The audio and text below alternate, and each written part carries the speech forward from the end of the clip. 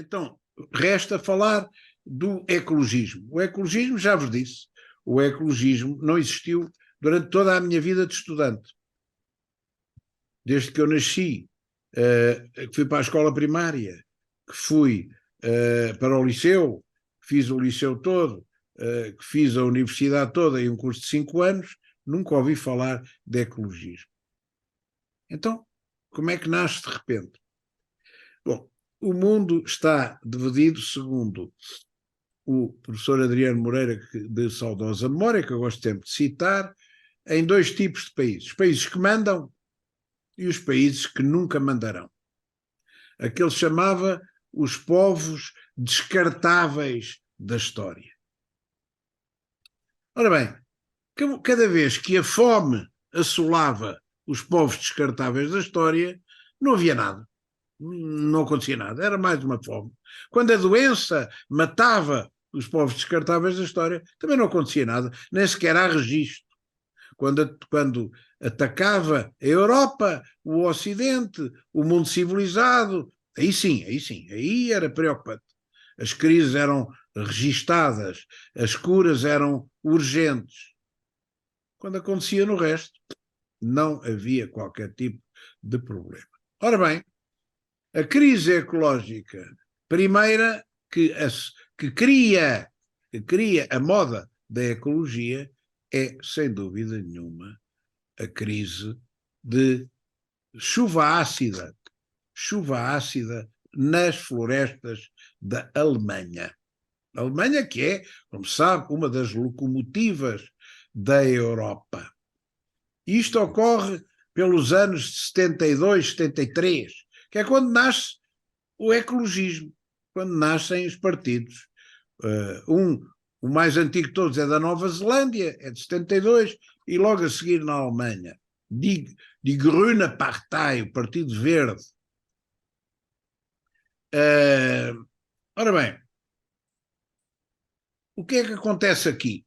Acontece o seguinte: as fábricas que ainda estavam grandemente na periferia das grandes cidades. Porquê? Porque foi o processo de industrialização a partir do século XVIII, foi assim que fez, não é? As grandes fábricas estavam numa zona periurbana, ao lado, na periferia das cidades, só que o tecido das cidades, como provam vários modelos, não é verdade, de desenvolvimento, faz-se em zonas concêntricas do centro para a periferia. E, portanto, vai havendo um alargamento do perímetro da cidade, e esse alargamento faz com que a zona periférica passe a englobar o tecido da própria cidade. Não é? Portanto, rapidamente as indústrias ficaram no centro, ou na zona urbana fundamental, provocando, porque eram alimentadas a carvão e a combustíveis diversos, não é? Não interessa agora, mas todos eles fósseis, provocando uma poluição terrível. Ora, na Alemanha havia uma certa indústria que produzia gases, penso que eram as siderurgias, de enxofre. E esses gases de enxofre, juntamente com as nuvens, fazem um ácido que é conhecido por toda a gente, o ácido sulfúrico. Sulfuro quer dizer enxofre. E de repente a chuva que começa a cair na Alemanha já não era água, já não era H2O, era ácido sulfúrico, SO4H2, ou H2SO4. E isto começou a queimar literalmente as florestas da Alemanha, a queimar a mancha verde da Alemanha. E aterrorizou, é óbvio, não é?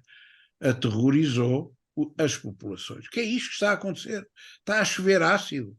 Como é que é isto? Como é que está a chover ácido? E obviamente, os químicos E os professores foram lá estudar assunto e disseram, não, isto é das emissões dos gases que vêm destas fábricas daqui.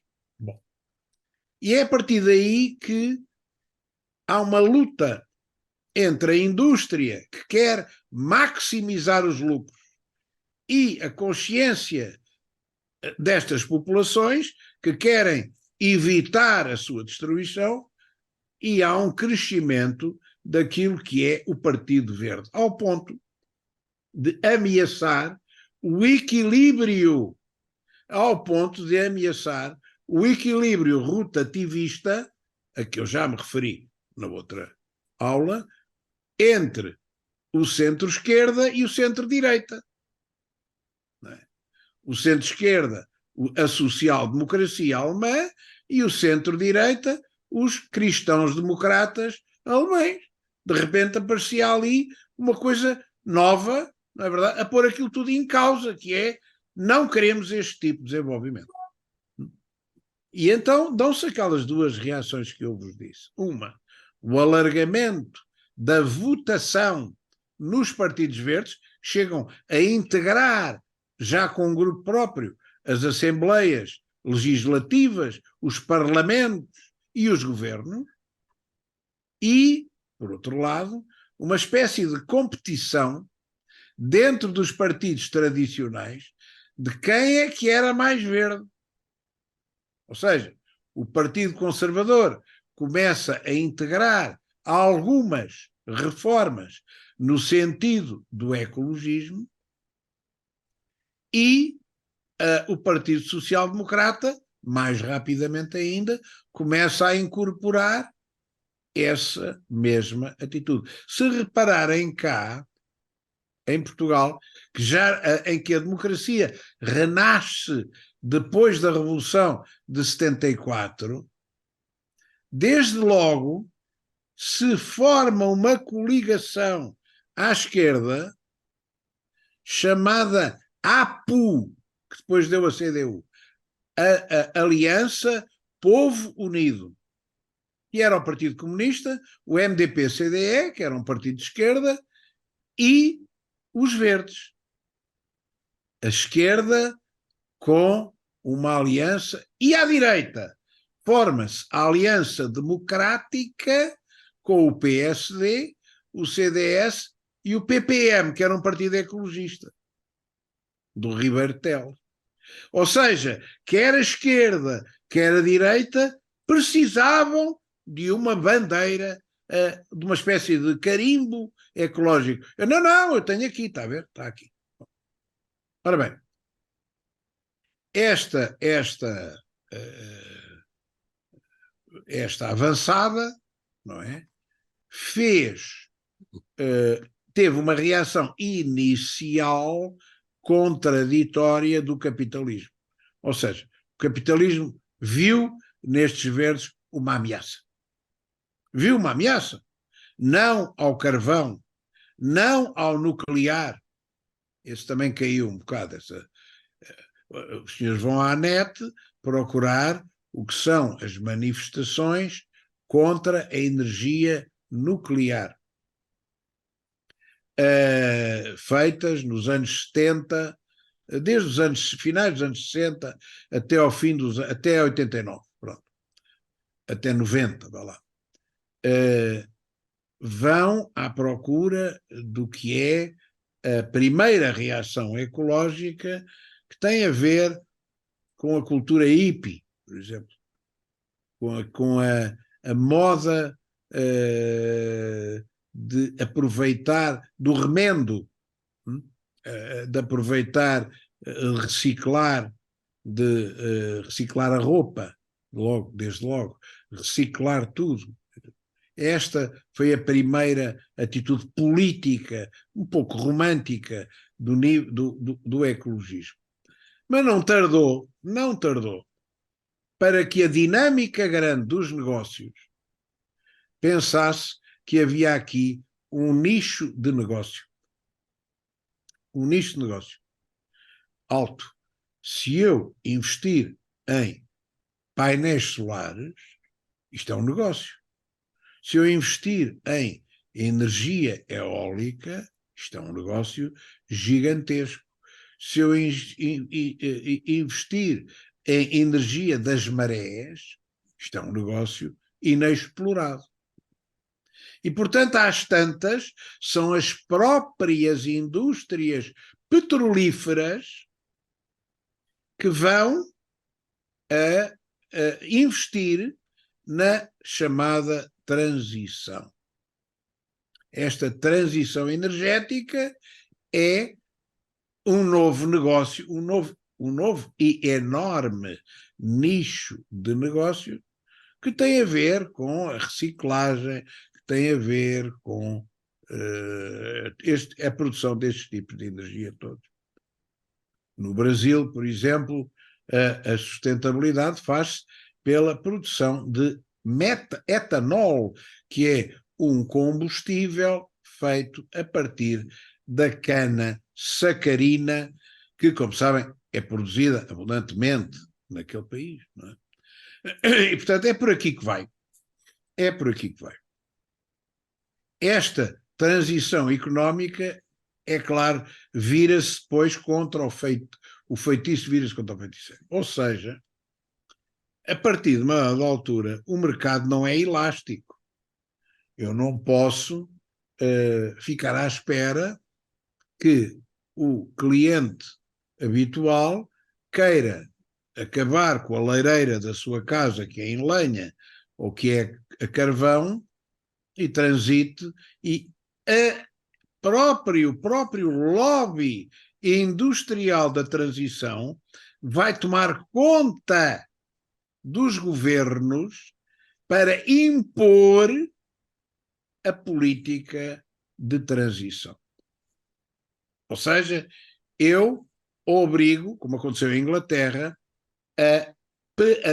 a não autorizar, a não permitir mais o uso de lenha ou de carvão no aquecimento da cidade. É proibido. Verboten. E estas normas restritivas, que têm a ver com impostos, que têm a ver com proibições, foram ampliando, pouco a pouco, o seu domínio.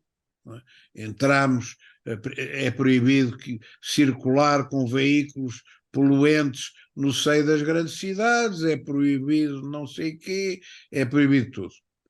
É preciso, a indústria tem que incorporar filtros e mais garantias e mais não sei o quê, e finalmente estamos numa zona em que a Agenda 2030 pretende mirificamente impor o fim da circulação de veículos a energia fóssil até ao ano de 2030. Espero que se enganem. Mas, enfim, isto tudo não tem cabimento científico. Eu dou-lhes um exemplo. O grande aquecimento pela CO2 significa isto. O nível, a percentagem de CO2 na atmosfera é, neste momento, ouçam bem, que é para não terem ilusões, podem ir ver a seguir à net, está tudo lá, 0,04%. Vou repetir, 0,04%. E a histeria toda que passou de 0,03 para 0,04. Ora, com menos de 0,02 não há verde, não há fotossíntese, não há vegetação, porque a vegetação vive do CO2. O verde vive da fotossíntese do sol e do CO2, não é? Transforma o CO2 em oxigênio. Se não houver pelo menos 0,02, é o limite mínimo, não há oxigênio, a vida na Terra acaba. Isto é uma histeria. Nós estamos a viver numa histeria coletiva. Ninguém fala de vulcões. ninguém fala dos incêndios catastróficos que estão a acontecer por todo lado. E isto que está a acontecer, é exatamente, não é senão, não é senão uma ideologia, é uma ideologia nova, é uma ideologia fundamentalista, é uma ideologia que visa criar um pânico, uma obrigatoriedade.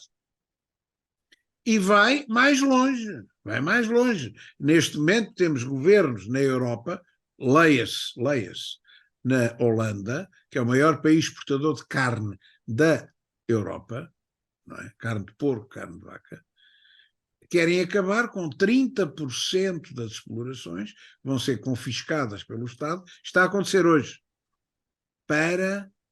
por causa da poluição.